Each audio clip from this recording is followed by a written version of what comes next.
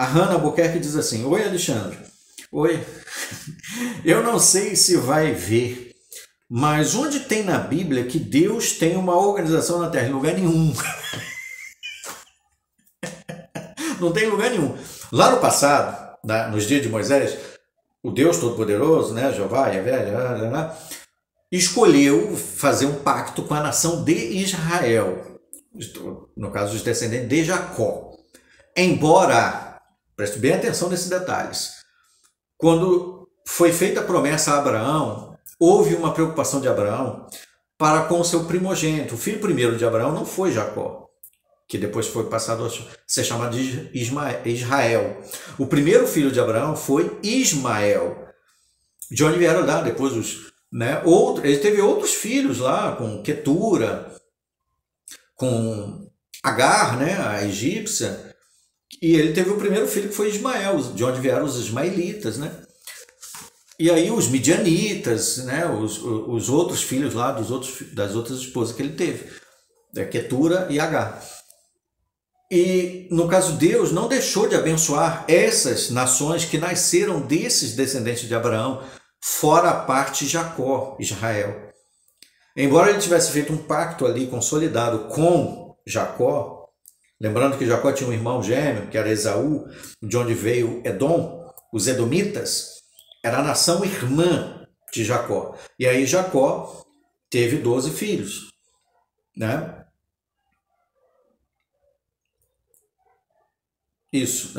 Perdão.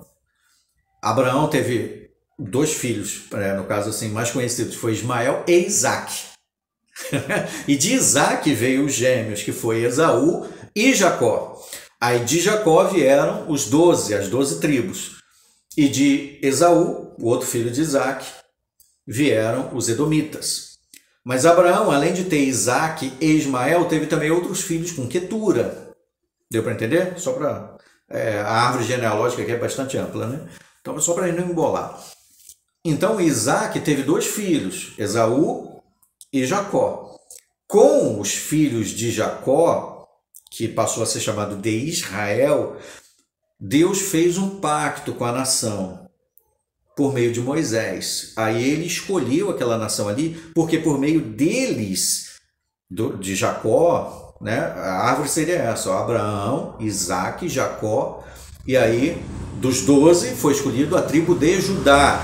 Por meio desses viria o prometido descendente, por meio de quem todas as nações seriam abençoadas, que Deus tinha prometido a Abraão.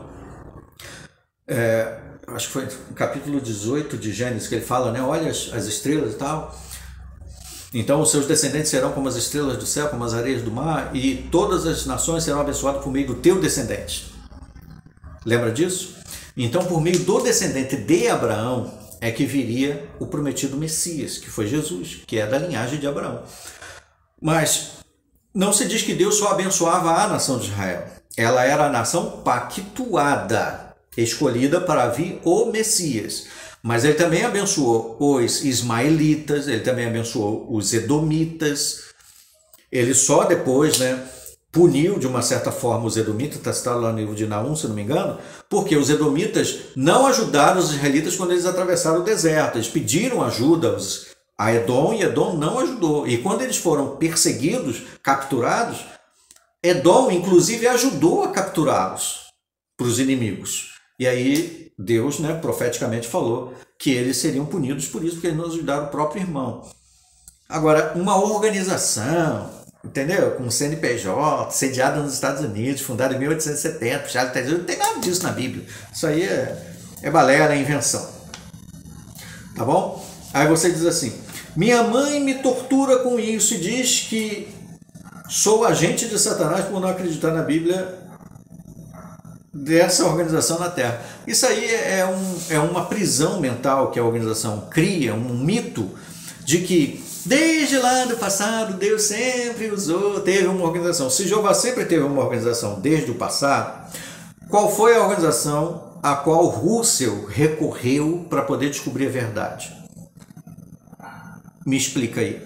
Vamos lá. Vamos supor que Deus sempre teve uma organização. Para qual organização Abraão recorreu? De qual organização era Melquisedeque? Quando Abraão foi lá, por exemplo, está lá em Gênesis, depois do capítulo 18, que fala acho que é um pouco antes do capítulo 18, que fala do pacto abrâmico, quando Ló foi sequestrado lá, Kedorlaomer e os outros reis lá de Sodoma e Gomorra foram feitos cativos por outras nações em volta, Abraão foi lá resgatar Ló e a sua família. E aí ele capturou os reis e tal, e trouxe um monte de ouro, né, de despojo, e encontrou Melquisedeque, que se apresentou como rei de Salém. Aí ele ofereceu 10% de tudo que ele tinha, né, ganhado lá de despojo.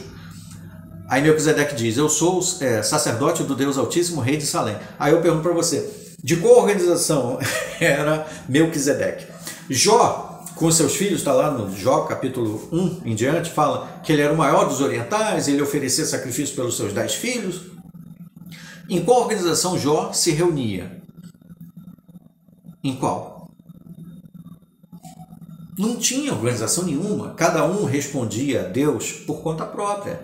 Eles obedeciam aquilo que eles aprendiam, né, quando existia a lei, né, chamada Torá, escrita depois de Moisés. Agora, antes de Moisés, ninguém tinha Torá, não tinha nada. Eles, né, Deus falava com eles como indivíduos. Dos discípulos de Jesus para cá, qual era a organização de Jeová na terra? Onde é que a sede era onde? Era em Jerusalém, porque os apóstolos estavam lá. O apóstolo Paulo fala lá no livro de Gálatas, no livro de 1 Coríntios, por exemplo, que ele ficou 14 anos longe, não foi ter com nenhum dos apóstolos, não falou com ninguém, o Espírito Santo designou ele, não tinha nada de dar satisfação para os apóstolos, sobre nada. Jeová, através do Espírito Santo, Jesus, através do Espírito Santo, guiava os irmãos e os designava, como hoje. Todas as pessoas podem ser orientadas através do Espírito Santo. Isso está na Bíblia. João capítulo 14, versículo 26 e João 16, 13. Quando o Espírito Santo, o Consolador, vier, ele vos fará conhecer toda a verdade, ele vos fará lembrar todas as coisas que eu ensinei. É o Espírito Santo que nos orienta, que nos dá a direção através da Bíblia.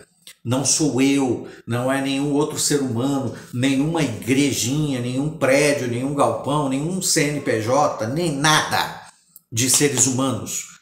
O Espírito Santo, enviado por Deus através de Jesus Cristo, é que nos orienta, nos ajuda a entender toda a verdade. Entendeu? E nos conduz assim a Cristo, que nos conduz à salvação. É isso que a Bíblia ensina. Bem, obrigado então também a sua pergunta, tal, Hannah Albuquerque. E obrigado a todos pela atenção de vocês aí, para mais essa parte, mais esse quadro, né?